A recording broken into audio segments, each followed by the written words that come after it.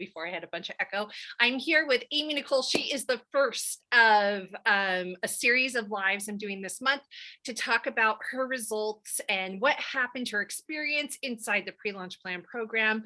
And what I love about all of this too is that I think through these discussions, whether or not you decide to do the pre-launch plan program with me starting in September or not, you're going to take little bits and pieces that you'll be able to apply to your own launch and business. And so thank you, Amy, for being here. Tell us all about you, your business, what you do. Yes. Yeah, for sure. Thanks for having me. So I'm an OBM and launch facilitator. I actually started out online in 2017 as a copywriter, and being behind the scenes of a few launches, I felt like my clients wanted more from me. I think if anyone in the room is a copywriter, they can sometimes relate to how much pressure you feel to create certain results for a launch. But I always had this inkling that there was a piece of the puzzle that I wasn't getting, even having been behind the scenes of launches of various sizes and various degrees of success. And so that's kind of what led me to Brenna's program. Yeah, and I love explain too. I think because whether you're running your own launch or there's people in here on a team, like the OBM piece behind it, because I think it's really imperative. And I always tell people when they hire me, like, I'm not an OBM. So like explain like what you come in and do and help businesses help. How do you help them during the launch process? Yeah, definitely. So there's a few different components to that. Number one is the technical pieces. So things like setting up emails, like copy edits and reviews, and also just making sure everything's feeling consistent with your brand voice. I've had a lot of clients who will learn to launch a certain way from a business mentor, and they come to me and they go, I feel like I'm wearing a dress that's itchy and doesn't fit, like, and it looks good on somebody else. Why does this not feel good to me?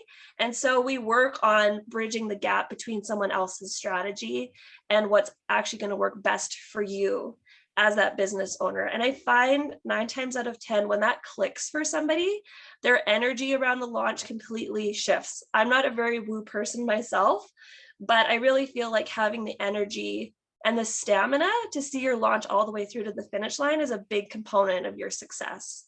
It's huge.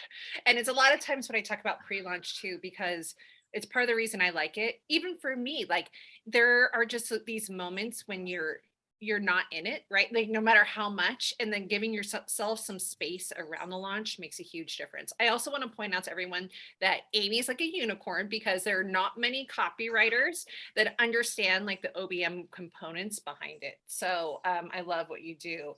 So tell me a little bit. I know we discussed it already, but like what is your launch experience right now look like with your current clients a lot of the times, and for yourself? Yeah, for sure. So, a few years ago when I was starting out, I had been behind the scenes of so many different types of launches, launches that had exceeded 100K, launches that just barely scraped 10K, people that would do a traditional format of a webinar or challenge, and then people that said, there's absolutely no way I'm doing a webinar or challenge. And so it was a very interesting puzzle for me to try to solve in terms of like, okay, why was entrepreneur A so successful with their launch, and why did entrepreneur B's launch kind of flopped? And it's funny because I think people who come to pre-launch and people that come to you are already quite experienced, and they're quite I'm not going to call myself sophisticated, but they have a sophisticated level of knowledge because they have to have seen all of these kind of I'll call it a classic launch, and understand a classic launch before you can take it to the next level. I'll give you an example. I was just working with a client on her launch, and we were looking at all the numbers. We were doing a debrief. And she's like, oh, this is great, Amy, but how do I do even better next time? I'm like, well, let me tell you about pre-launch. And she actually ended up booking me for her next launch in January, which was so cool. So I think a lot of the times, you'll hit that, say, like 1 to 3 conversion rate with a classical launch. And then you wonder, like, okay, I haven't grown my audience by thousands and thousands of people in a 6-month period. How do I scale the launch? And it can definitely be things like refining messaging, refining copywriting. Those are important. But when you add this whole other component of a 6-week pre-launch strategy, that's what I recommend to my clients now is the most powerful thing you can do to actually scale this offering as you continue to do subsequent launches. So I guess what was like, how did you know that doing a pre-launch in general and the pre-launch plan program and signing up to do it with me, like, how did you know it was going to be the right thing for you? Well, I liked you and I had followed you. I'm not going to be that much more detailed than that, but I think on a technical standpoint, I've seen this movement and I think it's so wonderful towards more consensual sales, and people are more sophisticated and they're more discerning in what they invest in. And something you talk about inside the program and navigate for us is empowering buyers to make the right choice for them. And part of that is giving them enough time and enough information. Right. And that is something that really stood through to me as, seeing you as someone who's an ethical marketer and coming at it from that perspective. That was important to me because I feel like it's still an emerging area in online business, but it will literally become a make or break skill set going forward. So it's kind of like get on the train now or get left behind is how I see it. Right. I think too, I have this like email in my head because sometimes the word like ethical scares me a little bit because ethics, Yeah. right? They're so different. But I do Yeah, of think it's course. like, okay, and this is part of pre-launching in general, is like having time to really share what your values are, Yeah. how you see things, the lens that you see through, and being able to express it and attract people to you. And even in the Facebook group, I think it was yesterday, I talked about like what made you decide like to join a program. I was curious. And a lot of people said just what you said, like, I liked the person, right? Like it's this huge component of it. And we don't like decide we like someone and trust them like very quickly. And it definitely, it, most of the time, 98% of the time, I would, from my unscientific research, doesn't happen when they just find you during a webinar, right? It's like this longer process. And I loved what you said earlier. I want to go back to it really quickly, which is figuring out a way to kind of maximize your existing audience. A lot of times, especially with Mm. like larger old school launches, you spend a ton of money on Facebook ads to try and get people into this quick funnel, and then you try and sell them, and then you're looking at these like 1%, 1 to 3% conversion numbers, and then you have to spend so much to even get there. And then even I think in this day and age, I know you're seeing behind the scenes of a lot of launches, we don't, people are scraping for that 1% just because the Mhm. whole market has shifted. So I think, of course, I teach it, but I truly believe that being able to maximize the people that have already decided that they want to be involved and know you, like going and figuring out how you can capture more of their attention instead of trying to be constantly trying to get new traffic. And it sounds like that's kind of what you're seeing too as well. I agree. And I think something I learned from you inside the program too, when it comes to the messaging around your offer, is I think that the really dedicated entrepreneurs that are in this for the long haul are looking for a series of skills that they can stack. And that's a lot different than a program that has an extremely broad promise. I'm not going to necessarily like call out income-based marketing, but we can see the difference between a course that's saying, okay, I'm going to teach you how to strategize and write 6 weeks of pre-launch copy. That's a very specific deliverable Mhm. compared to I'm going to teach you how to sell out a launch, which like I know neither you nor I would say that in our marketing, but two very different types of positioning in a similar kind of like area of launching, right? So I think that messaging, you're wonderful at messaging, and you didn't necessarily, talk about that when you were marketing the program, but I think when you have that foundation of strong messaging, um, this is a building block of your business that you can acquire. It's like a little piece on the monopoly board to keep building your bigger business. This is something that you can not only use for your own launches, but you could teach it to a team member, or like me, you can use it as like an adjacent offering to your main thing that you do too. Right. I agree. And I love that's what you like, this skill set that you have is like using it, even though the program isn't necessarily positioned for that, that you came in knowing that you're going to be able to help your clients actually and be able to increase more of your own sales and your own abilities by being able to offer this service. Wouldn't you say so? Yeah, definitely. And I think, there a really common pain point with pre-launch is how do I say different things but not lose the essence of my messaging. And there is a real art to that. I think sometimes I'll see a client and they'll go, okay, this launch, I'm going to be so consistent. I'm going to be so consistent, you won't believe it. And then all they're saying is, 2 weeks of sign up for my webinar over and over and over again, or, like cart's going to open coming soon. It's very cheesy, right? And then a week of, okay, cart's open and now the cart's going to close and it's going to close in a little bit.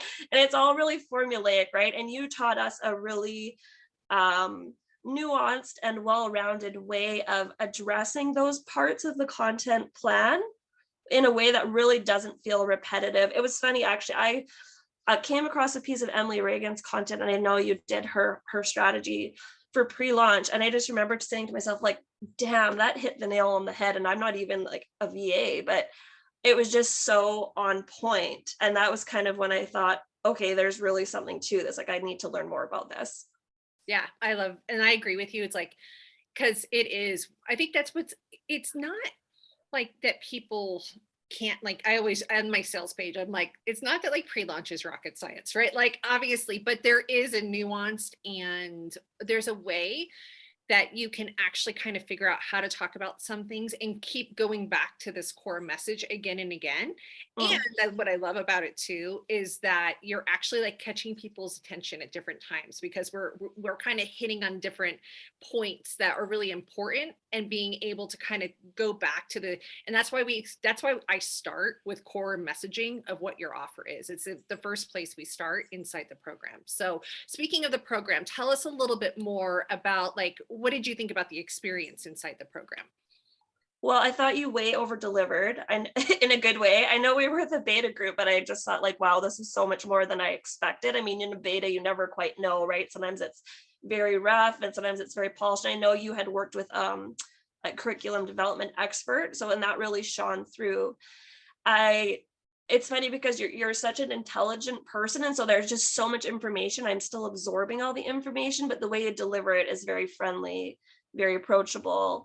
And I really appreciated the feedback you were able to give on our messaging as well. It's not, I won't say to anyone here, it's like full copy reviews. It's not full copy reviews, but if you do the exercises and say, hey, I'm a little stuck here, hey, I'm not sure this is landing, Brenna gives really helpful feedback to help you move forward and get unstuck. Right. And then what was your favorite part, like inside of the program? I think you attracted a really great group of people. Like, I think that was one of the best cohorts I've ever been part of. There was just a really nice variety between what everyone focused on, but I felt like everyone was incredibly supportive. I felt safe to share openly with what was going on, in my business, and share some anecdotes from clients. And so it was actually one of those group calls I look forward to, because having done quite a few programs, oftentimes more than that, I start to dread the group call. But yours was one I genuinely looked forward to. Well, that's super interesting. Tell me why. I'm curious, like, what made it a little bit different than other group calls and coaching that you've been on? Well, I wasn't scared. I think sometimes people have a hot seat style of coaching where you're like, oh, if I didn't do my homework, or, they're just going to call me out and make me do something that makes me feel uncomfortable. Your calls weren't like that at all. It was again very consensual. Like, if you want to share something, go ahead and share it. I'm not going to just say, like, okay, did you do the worksheet? So I didn't have that feeling of, oh my gosh, the teacher's going to call on me. I think that was a big one. And also too, you let us find our own answers, which is huge. And that's actually very rare in the online space, I find as well. You gave us this system and you said, here's the system, like, it's very detailed, but it doesn't feel constraining, which I thought was a really cool balance that you struck. I love that. Thank you. And then can you tell me a little bit about, like, some of the results, whether it was feeling more confident or if there's been financial results? Like, what are some of the things that you've seen? I know it's the program didn't end a terribly long time ago, but, like, what are some of the things that you've seen already based on taking it? Yeah, so I recently worked with a client on her launch, and she had been part of a business coaching program. So she had a pretty distinct idea as to how she wanted to do the launch. We definitely use that as our foundation. And so the target that person gave was they wanted to hit 10K with their first launch of a scalable offer. And like, they blasted past 20K, and we didn't even do a true launch, like a true pre-launch. I added in bits and pieces of what Brenna taught me here and there, just because I didn't have enough time with the client prior to, based on when they hired me. But even seeing, using 30-40% of Brenna's method on that launch, I doubled the launch. And it felt very easy. And the client was on board with it too, right? That's a challenge being an OBM as well, is that people are afraid that they're handing over the power of the strategy to you. And at least that's not the way I work, right? To me, the strategy is always with the CEO and whoever their mentors are. But it's my goal for them to deliver that strategy in a way that feels really good to them. And then they'll get their best results. Yeah, I really love that. Can you talk a little bit too, because I think that's one thing I haven't honed in well in explaining too, like, did you feel like you had like an organized system that you can implement going forward on these different launches that you work on? Yeah, definitely. Like without going too much into the nuts and bolts of the course, I felt like for each week of the pre-launch, it's very clear what the thematic focus of that is. And then how do you take that theme and turn that into multiple content pieces that are still under that umbrella? So I feel like you'll leave this with a very clear system. So whether you are like, say, a coach or a course creator who's doing your own launches, or you want to hand this system over to a team member to implement for you, you'll have a very, very clear asset and a very clear system in your business after leaving this course, which is great. Yeah, that was super important to me going into Yeah. this. And part of the reason why I hired a curriculum specialist, because I know the programs I get the most out of is like, okay, if you give me a system and show me how to do it, like I can follow it. And so I definitely wanted to make sure I laid out all the pieces so it was something that was easy to follow and easily to kind of rinse and repeat. And actually, I talked about Emily today inside, you mentioned her earlier, Emily Reagan, inside my email, because I helped her with her pre-launch. And then one of the people inside this cohort was her assistant. And so she learned the system herself, and they've already planned out their launch for October. It's August, and they already have like everything set, including reels. I mean, it's kind of astonishing. But that's the thing I really love about the system is that you can kind of take it, and because you know what to say, then you're able to kind of dice it up into different pieces. So I really like that. Has the program like changed at all? Because you are doing launches all the time. Has it kind of changed how you view launches in general?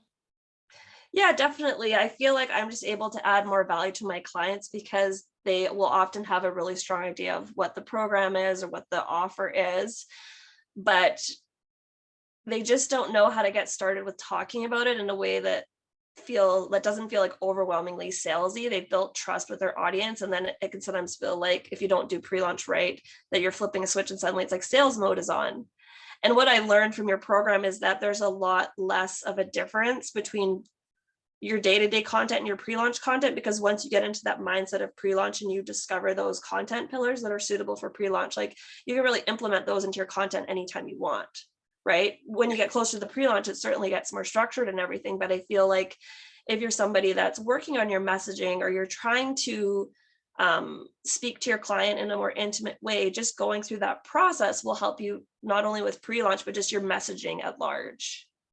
Totally agree. Yeah, I think it is something that you can use again and again, and you kind of it helps you figure out how to just talk about your stuff in general without It being does. overly salesy. So, is there, in kind of wrapping up here, like what's the number one reason like that you would suggest someone consider going through the pre-launch plan program? And I'm like, I should have named it something that wasn't a tongue twister. I like the alliteration, but anyway, so is there like something that really stands out that you're like, heck yes, this is definitely why you'd want to be a part of this? Yeah, so I think this program is actually great for somebody that's gone through like a soft launch themselves, and maybe it's something they kind of scraped together from whatever they've learned or kind of like mimicked a mentor that they admire, and they got some results for it. So they're able to validate the idea. You may have not gotten as many students or clients that you wanted, but you were able to validate the idea. Okay, great. Now the idea is validated. How do I like further leverage the audience that I already have? How do I make this already better? I hope that's the right answer, Brenda, because I don't know if I'd necessarily say somebody that is either like not a copywriter or has absolutely never launched before. If you're a copywriter, I think yes, go ahead, use this to create your first launch. Um, but I think pre-launch is something that's really beautiful to build on once you already have a bit of a foundation for launching set up in your business to further your results. Yeah, I agree with you. I think to get the most out of this program, definitely having launched before, even if you haven't launched like a this specific product, but Yeah. right, even if you're kind of like in the middle of a pivot, but I definitely think that the people who are going to get the most result, the best results are people that have launched before, that have an existing audience, right? Because this is Yes. not a lead. There's a difference between lead gen and a difference between like, right, this pre-launch process. And I think they can be combined, but the process that I show you, I agree with you. I think the best, the way you're going to get the most results is, yes, already kind of having this foundation of a validated offer, that you're ready to kind of blow up in a way that you're not doing extra work. You can really maximize that audience. So I think that's a great answer. And especially if you're someone that doesn't want to do a webinar or a challenge, because I know we like that's not your style necessarily. And I know a lot of people don't want to do that. And they feel like it's overdone and it's not converting as well. So one thing I really want to highlight is that if you're someone that loves emailing your list, for example, and you don't want to do a webinar, this will work fantastically well for you. Right. And I even this time around, I'm doing a webinar, and I think whether you are or not, it gives you options that you're not relying. Yes. And it's funny, my coach said something the other day to me, and and I was like, oh yeah, like I know. I think we know things, but we forget even when we're in the middle of it. Which was like, you don't want all of your eggs, resting. Is that the right idiom? You don't want all your eggs in one basket. You don't want all of your Yes. eggs in that masterclass basket. There are too many things that can go wrong, that for whatever reason, right? And this is why I kind of think of pre-launch as almost a bit of like an insurance policy, right? You're kind of helping ensure that you're guiding people along the path and not just waiting and springing something on them last minute in like hopes that they're going to convert. Totally. I love that idea of the insurance policy. That's great. I've never said that before. I'm going to go write that down. As I said, I'm like, oh, I kind of like that. I like Yeah, I like that too. well, thank you for pointing that out. So thank you again for coming on and going live with me. Thank you for being part. I think the beta group, didn't know what they were signing up for. And, not that we haven't heard of pre-launch, but it's not necessarily something that's talked about all the time. And so I think even more so to kind of step into a program that wasn't completely validated and or, something new. I really appreciate it. And I can't wait to like see all the amazing results you get for all your clients. So is there anything else you'd like to say before we wrap up? Just thank you for hosting such an amazing program. And if you're someone watching this wondering, like, was Brenna going to deliver? I've taken other courses before, they weren't that great. Like, this will definitely exceed your expectations, and this is the real deal. So I think you should sign up. Thank you. That means the world to me. So I appreciate it. And thank you for everyone who is watching now or watching later. And we'll talk to you soon. Thank you. Bye. Bye.